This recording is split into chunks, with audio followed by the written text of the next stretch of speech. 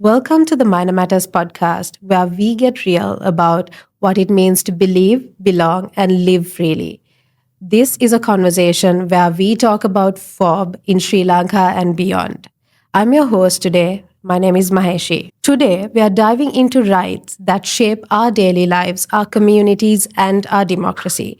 We are going to be talking about freedom of expression and how it intersects with freedom of religion or belief. When does the practice of religious freedom pose challenges to public order? And at what point do these restrictions become excessive? To help us unpack these critical issues, we have Dr. Gehan Gunatilleke with us today. Dr. Gehan, thank you so much for joining us today. To start off the conversation, could you explain to us how the Sri Lankan constitution protects both freedom of expression and freedom of religion or belief? Thanks for having me on this show, Maheshi. Yes, the Sri Lankan constitution has various articles that refer to specific rights. Now, we have Article 10, which refers to the freedom of thought, conscience, and religion. And interestingly, the level of protection given to that particular right is absolute, which means that no restriction can be applied on that particular right. We also have Article 14, and Article 14(1)(a) refers to the right to the freedom of expression. So someone has actually the right under our constitution to express themselves in various means. I mean, it could be through speech, it could be through art, it could be through theatre. Variety of means are captured under that particular article. Then I mentioned the freedom of thought, conscience, and religion. That has to be understood as what is internal to an individual. Externalizing that internal conviction is also captured as a separate right. That is the freedom to manifest one's religion or belief. That's separately also articulated in Article 14(1). And that right, along with the freedom of expression, can be restricted under certain circumstances. So I'm sure that we will be discussing those circumstances today. Essentially, what the viewers need to understand is that there are certain rights that cannot be restricted, like one's freedom of thought, conscience, and religion, what's inside every human being in terms of their beliefs and convictions. But what is externalized in terms of expression or manifestation, that can be restricted under certain circumstances. Okay. Thank you for that detailed explanation. And from your perspective as a human rights commissioner and also as a legal practitioner, how do these rights connect and how do they sometimes come into conflict? So this is a very important question, and I think it's important to understand that rights don't actually conflict with one another. That is an impression created by certain activities that are associated with rights. So I'll try and explain this. The freedom of expression doesn't conflict with the freedom of religion or belief, but certain expressions can conflict with the freedom of religion or belief. The question is, what are we actually free to express? What we are free to express essentially has to be things that don't conflict with other people's rights. So here's where we have to understand the limits of freedom of expression. Essentially, freedom of expression is what we are free to express. And if something we express actually violates or infringes on someone else's rights, including the right to freedom of religion or belief, then that's not really part of our freedom of expression. It is an expression, but it's not necessarily part of free speech or freedom of expression. So essentially, it's how we understand the limits of these rights. If we understand them correctly, there is no context in which the freedom of expression actually is at odds with the freedom of religion or belief. It really depends on how we interpret the scope and the limits of those rights. How are they connected? Well, I think sometimes you might wonder why we have these separate rights and they're often overlapping. If I express myself in terms of my religious belief, is that the freedom of expression or is it the freedom of religion or belief in terms of manifesting one's thoughts? I don't think it's important to try and differentiate the two. What's essential is the actual activity and the liberty to engage in that activity. Whether I call it freedom of expression or the freedom to manifest religion or belief, if my expression is something I have a right to do, then that's what really matters. So a lot of scholars, a lot of practitioners get a little, fixated about this, or preoccupied about this differentiation between freedom of expression and freedom of religion or belief. I don't think that's that important. What's important is the underlying right to do something without interference. Okay, got it. To help our listeners understand this concept better, do you think you can share a few examples from the Sri Lankan context or from other countries where certain restrictions on religious freedom were considered necessary, and also where they turned out to be a little bit of a disproportionate scenario? Yeah, great question. So I think ultimately we have to understand that when we externalize our thoughts, our convictions, that can impact on others, right? That's why the internal domain, or what is often called the forum internum, is absolute. It cannot be restricted.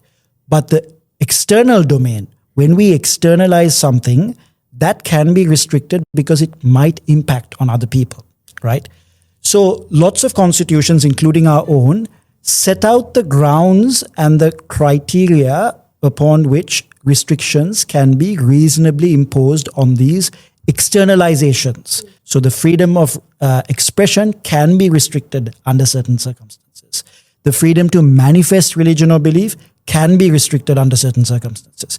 But those circumstances are spelt out in the Constitution. So very specific grounds are spelt out under which you can impose a restriction. What are these grounds? For example, public health. There might be grounds on which we need to restrict the freedom of religion or belief on the grounds of public health. And this is often the case when it comes to children. Now, parents will assert the right to be able to bring their children up in a particular religious tradition, right? And that's part of both parental rights and the freedom of religion or belief to bring up your children in a particular tradition. Now, the way in which parents interpret their various theologies or convictions and apply them to their children can impact on the rights of those children. And certain courts in a variety of jurisdictions have intervened to justify restrictions, legitimate, permissible, proportionate restrictions on the freedom of religion or belief when it comes to the parents, in order to safeguard the rights of the children, right? So what are those examples? For example, we've had cases in Canada, a variety of cases. I went up to the Canadian Supreme Court where blood transfusions were opposed by certain religious groups, right? But if it was for the purpose of ensuring the life of the child being protected, the court intervened and upheld the state policy where parents can't refuse blood transfusions for their children. Similarly, there have been cases in which certain children have not been admitted to school based on a religious conviction. Again, the right to education has been upheld, where the religious belief is trumped by the child's right to education. Then vaccinations. There have been, even in the context of the COVID pandemic, there were religious groups that opposed vaccinations. Now, this is where it's interesting. When it comes to adults, courts have often upheld the right of the adult to refuse a vaccination on the basis of their religious conviction. So there, because the adult has full autonomy and ability to make decisions for themselves, the freedom of religion or belief is upheld despite whatever threat that could arise to public health. Because when you refuse a vaccination, that could lead to the virus spreading, right? So in these circumstances, the right to refuse vaccinations were actually upheld. But when it came to vaccination of children, particularly in the South African context, the court upheld the right of the child to receive a vaccination in terms of the right to health, and that trumped the parents' freedom of religion or belief, the conviction based on which the vaccination was resisted. So you have a variety of these circumstances in which certain rights can be the basis of a legitimate restriction on the freedom of religion or belief. And there have been so many contexts in which that has happened.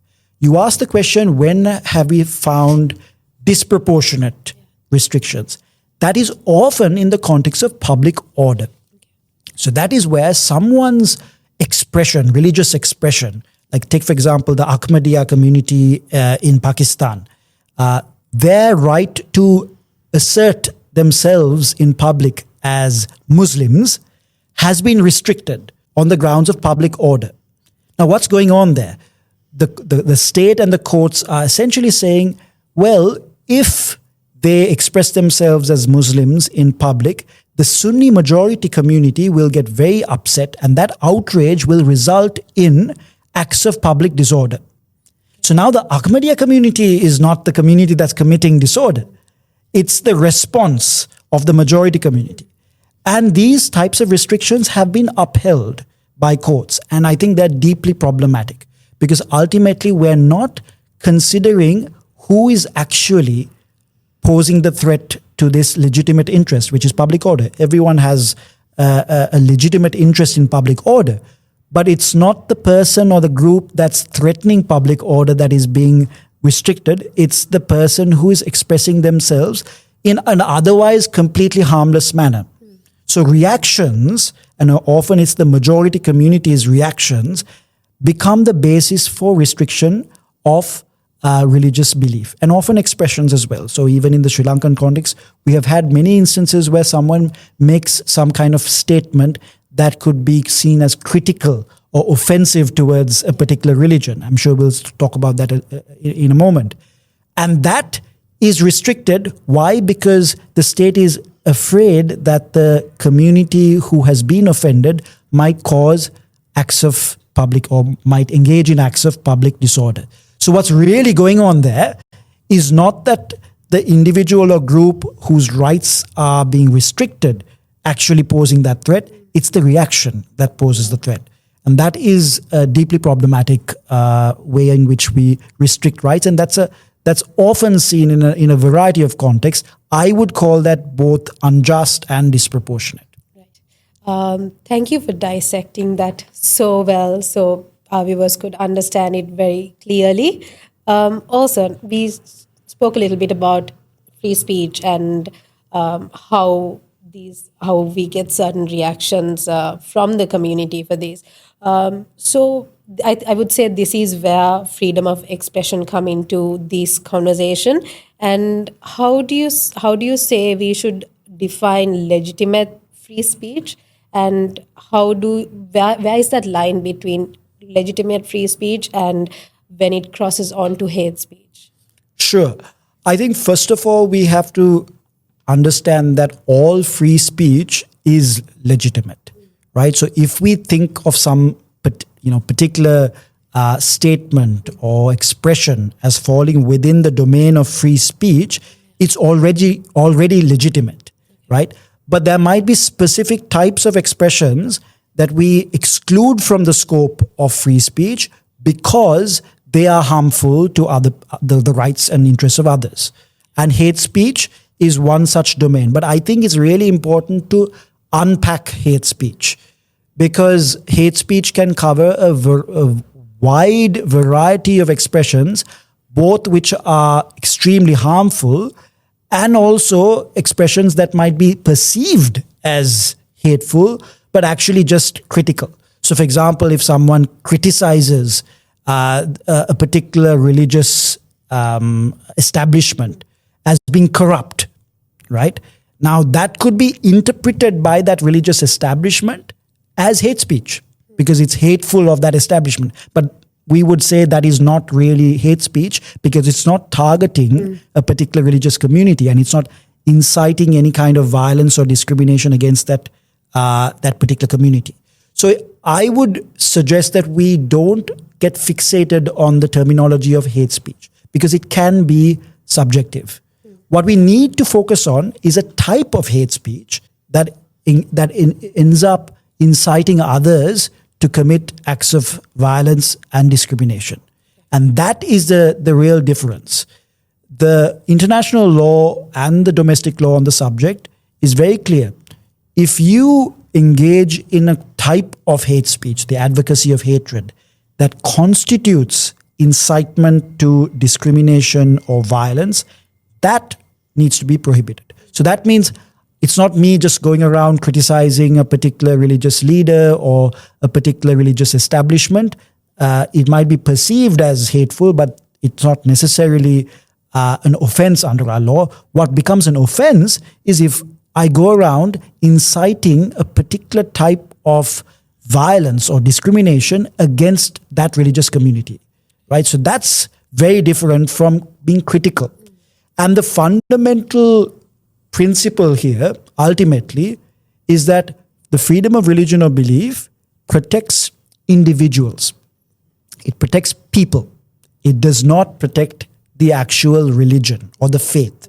So the theology behind something isn't really protected. The deity, the symbols, the establishment, the buildings, none of that is actually protected under the freedom of religion or belief. They could be protected under other rights like cultural rights. But freedom of religion or belief is fundamentally about people. So even when it comes to speech that needs to be restricted, we have to ask the question, does the speech target people or not? If it targets just the faith, then it doesn't get protected by FoRB. If it targets people, then there could be legitimate circumstances in which that speech could be restricted.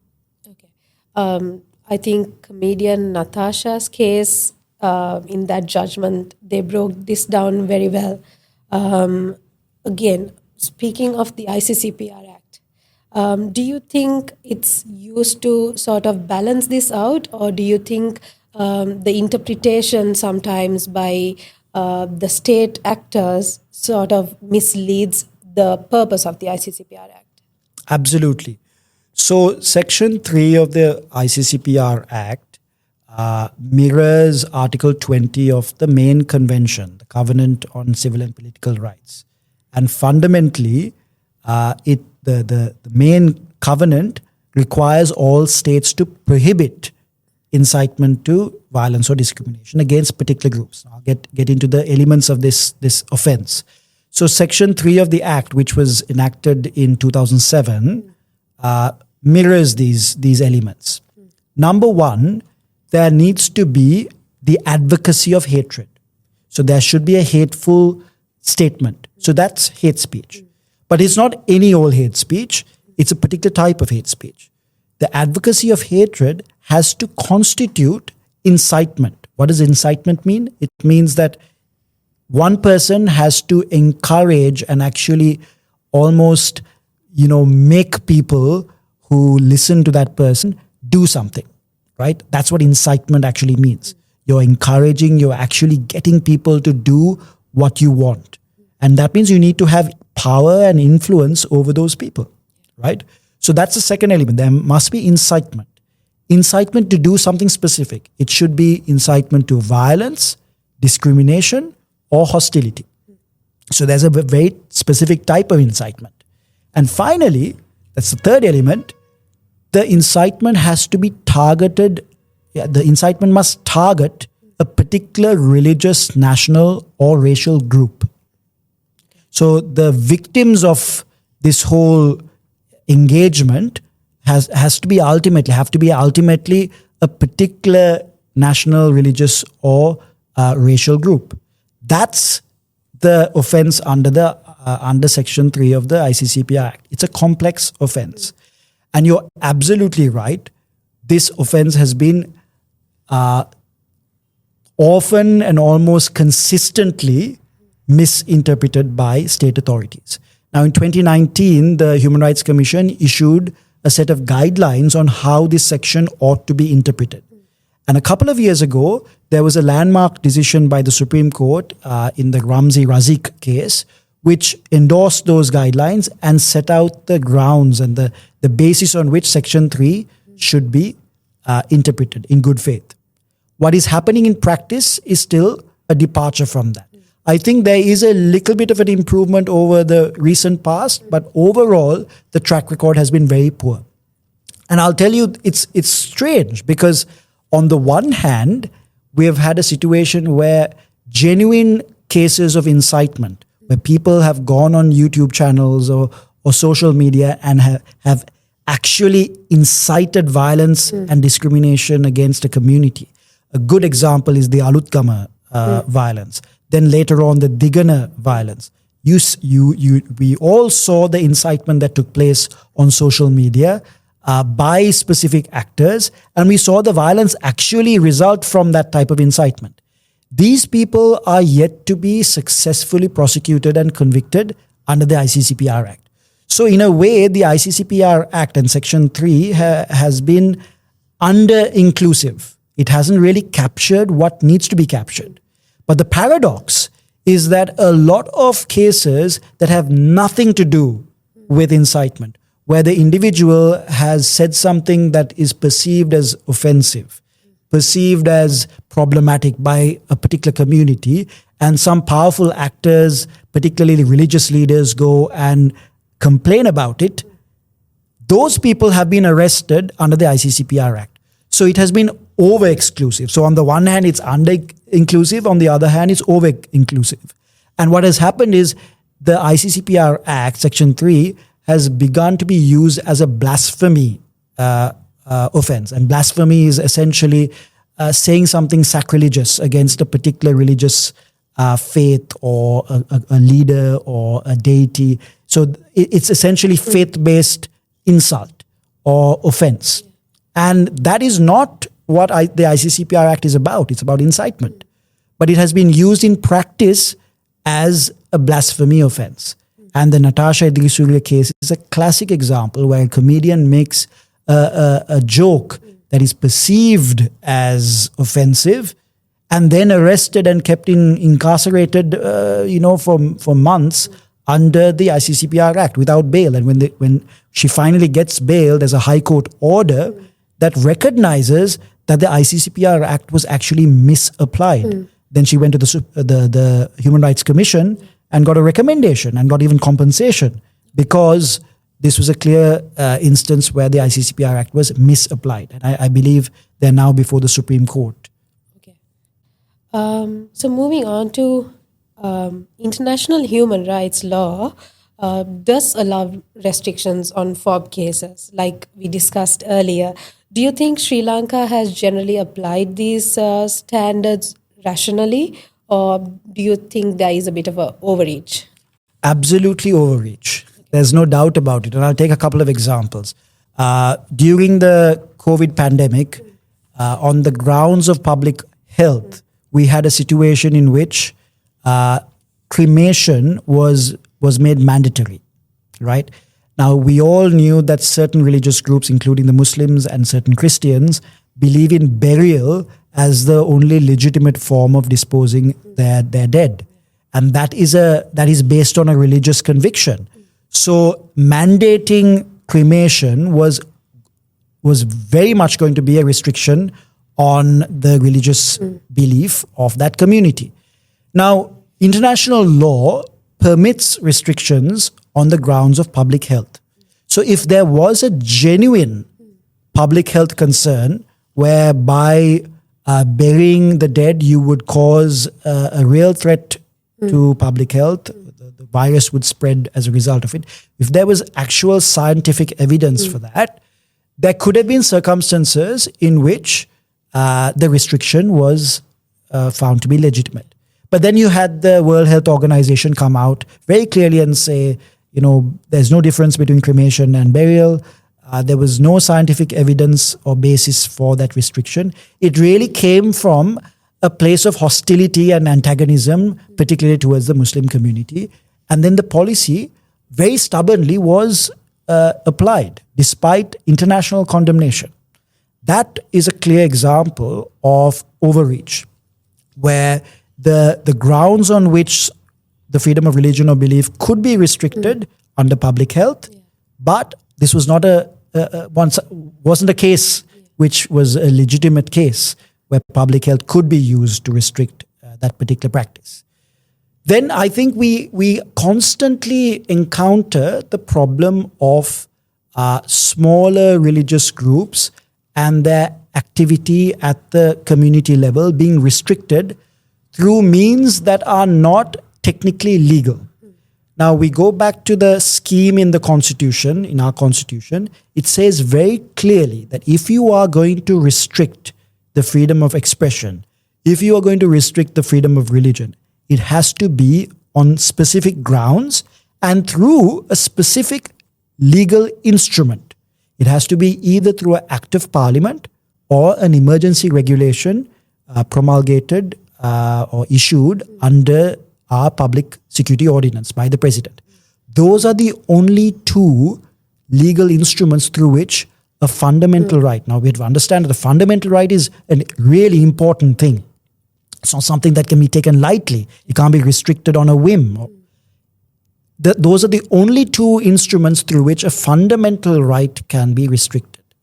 And we have seen in practice circulars, ministerial orders, just word of mouth kind of decisions being used as a basis to restrict certain practices at the community level, whether it's the construction of a place of worship, whether it's actually conducting religious services, even in a home environment. All these things have been restricted through circulars issued by various ministries over the years. And my assessment of that kind of restriction is that it is completely unlawful, because ultimately our Constitution is crystal clear. You cannot restrict an important right like the freedom of religion or belief except through an act of parliament or an emergency regulation. Ministerial circulars don't meet that standard, but it continues to happen.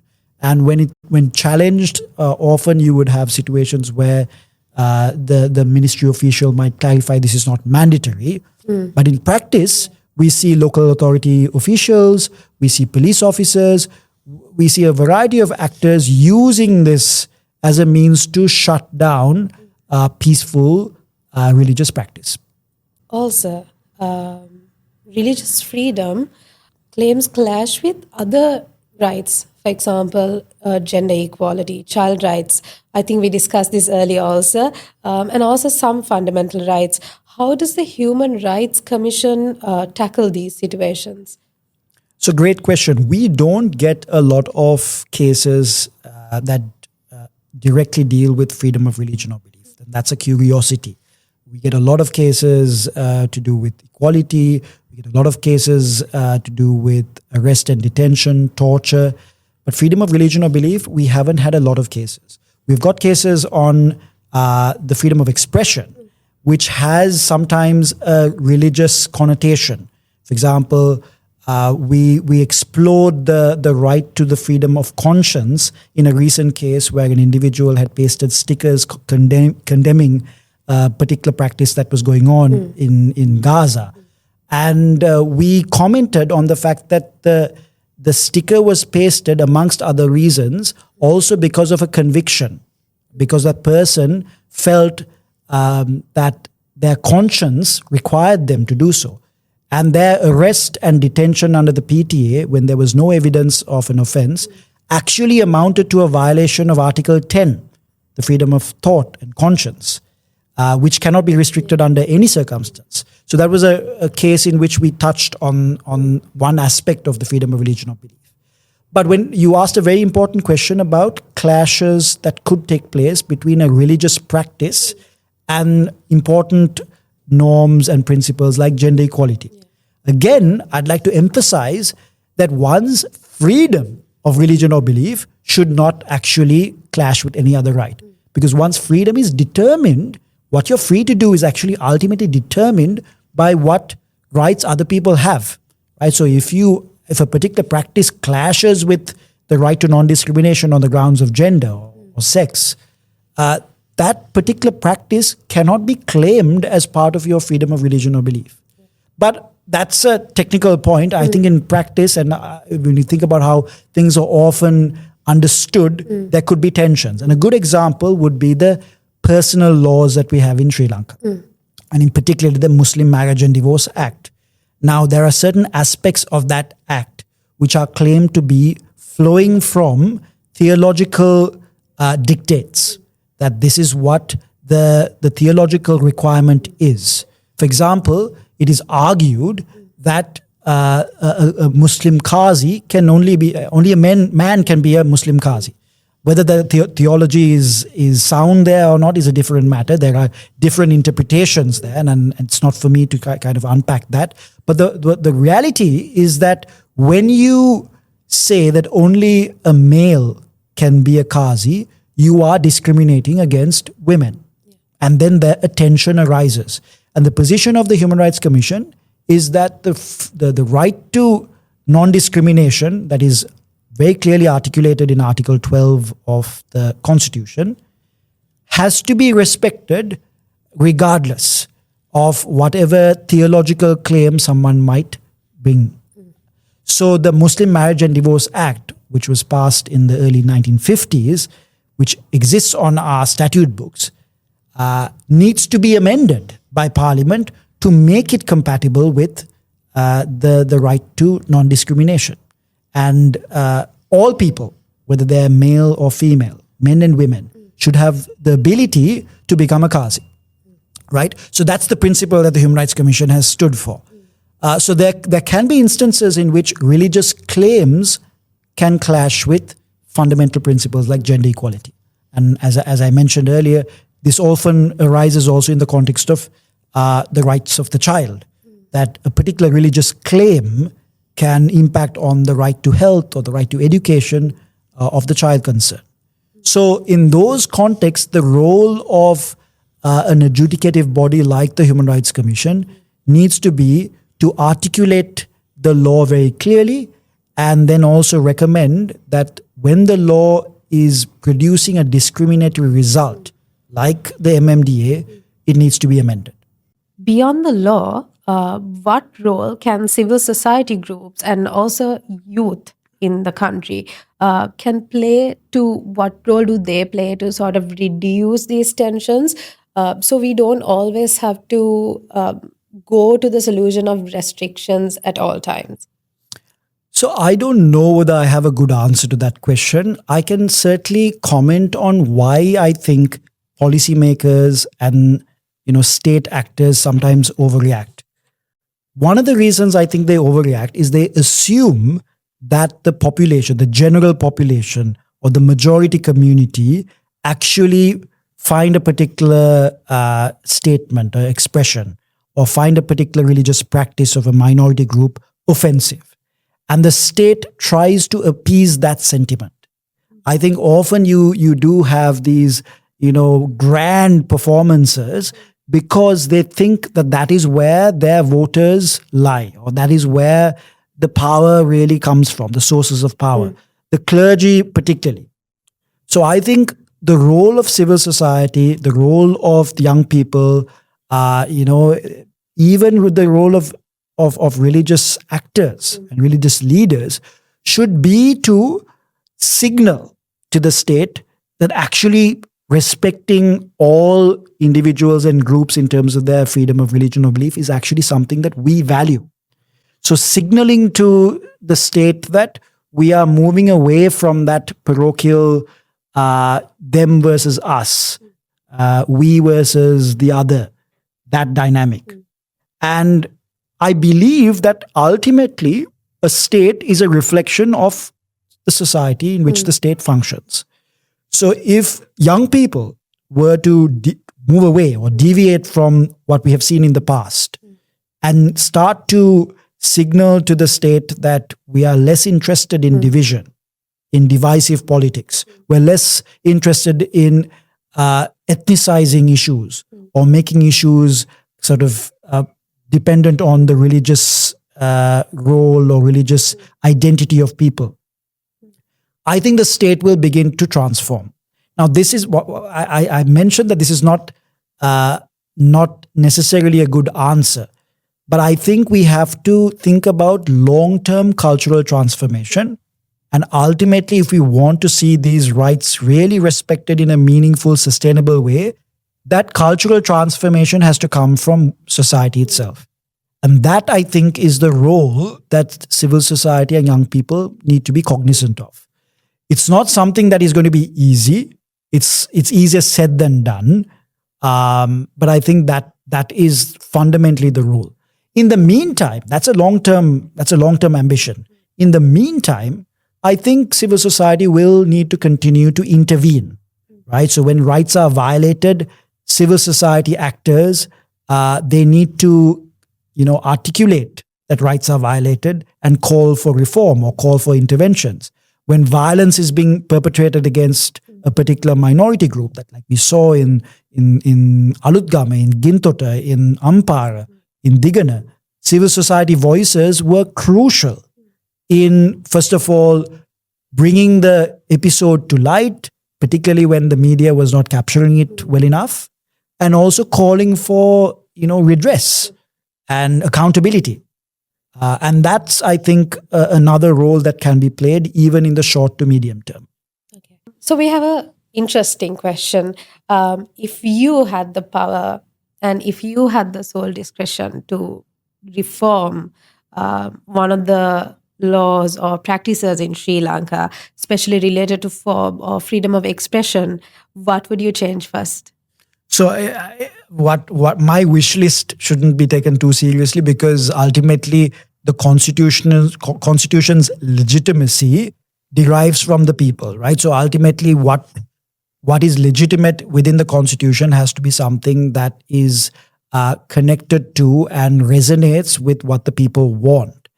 I really feel that one of the main impediments to a society that is truly just and equal and believes that everyone is on the same footing is Article 9 of our Constitution. It's not something that people feel comfortable talking about, but really at the end of the day, should we as a society have any provision in our Constitution that privileges one community over another? And I don't think that is the type of constitution that we should be and what our younger generation should be aspiring to. So Article 9 ultimately elevates one religious tradition above all others. And I can understand why that was brought in the first place, because we have a colonial history in which the certain religious traditions were suppressed. And we need to accept that legacy. We need to understand that is the fear that is driving, that is the existential fear that is driving this type of demand for such provisions in the Constitution. So we can't dismiss that existential fear. There is a sort of reason as to why people have wanted that kind of protection, because of our colonial history, because the colonial administrations that came repeatedly suppressed and damaged those cultural and religious traditions. So then you have this special protection in the Constitution that places an obligation on the state to foster and promote Buddhism. And my worry there is that then ultimately you have to ask the question, do we have true equality in Sri Lanka? And I don't think true equality can be achieved when you have that kind of articulation in the Constitution. So that would be one area to really revisit. And it's not simple. It's not a question of just repealing it overnight. It needs to be a reflection of the cultural transformation that I mentioned earlier as well. We need to see a growing demand for that kind of articulation to be set aside, and a truly secular vision for the country adopted. And what I mean by secular is not that we should be purging religion from the public sphere. I think religion plays a very important part in the public sphere. And countries like France have gone the other direction, where they have devised and articulated a version of secularism that is actually hostile towards religion. I'm really not talking about that form of hostile secularism. I'm really talking about a type of secularism that really recognizes that the state should not have any specific obligations to promote one religion. Instead, it should have the obligation to respect and ensure protection towards all religions. And that, I think, would be a step in the right direction. If it will ever come, we don't know, but that would be a sort of aspiration that is worth thinking about. Thank you, Dr. Gehan, for that interesting answer, and also for leaving something that we could critically think about as well. So thank you for that answer. And finally, to conclude our session today, what message would you like to share with our audience, especially our young listeners and also the civil society members that may be tuning in? How can they stand up for their freedom of expression and freedom of religion or belief without having to sacrifice one for the other? I mean, that's a tough question to answer because there's so much to do. There's so much young people can actually achieve if they put their minds to it. I think religious tolerance and a form of tolerance that is not condescending or not patronizing is very important. And I think Sri Lanka has that potential. We think of religion in a very sort of siloed manner. We think of particular traditions as being mutually exclusive from one another. But that's really not the experience of religion in Sri Lanka. In Sri Lanka, we would see, if you go back in time, religious practice and worship, even identity, was very fluid.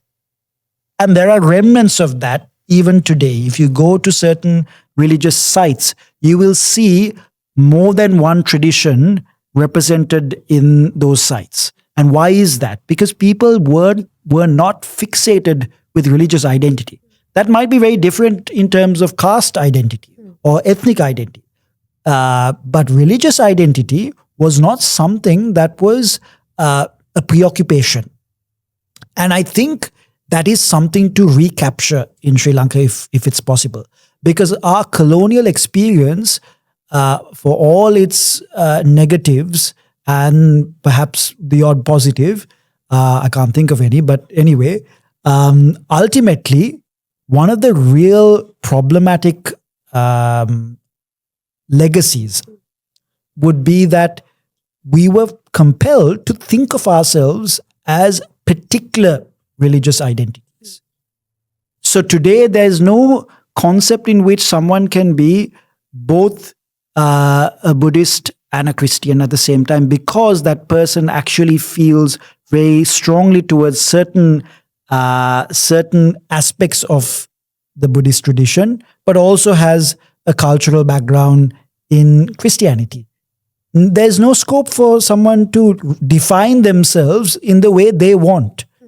And I think religious autonomy should also be about bringing those barriers down and being able to actually articulate your identity in whatever manner you want.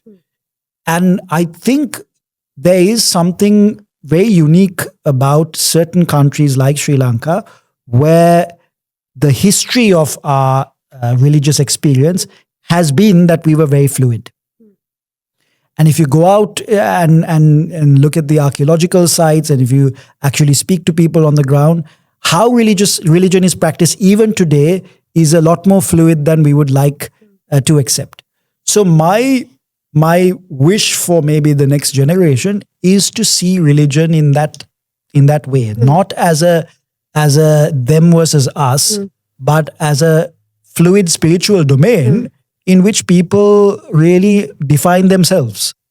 And I think if that happens, the incentive, what we spoke about earlier, the incentive for the state to enforce restrictions on one religious group to appease what it thinks might be the majority religious group, that scope for that kind of abuse of power will start to dissipate over time. That's the assumption. That's the theory of change, and perhaps it's a bit of a pie in the sky kind of idea, which will take a long time to actually materialize. But I feel that there's something there that's worth exploring. Definitely. Thank you so much, Dr. Gehan, for joining us today and for sharing such valuable insights with us and our audience. So, thank you once again for being here today. My pleasure. To our listeners, we invite you to dig deeper, enhance your knowledge further. We also have a lot of resources available on our website, www.minormatters.org. Also, join the conversation by following us on our social media platforms linked below. Once again, we thank you for tuning into the Minor Matters podcast.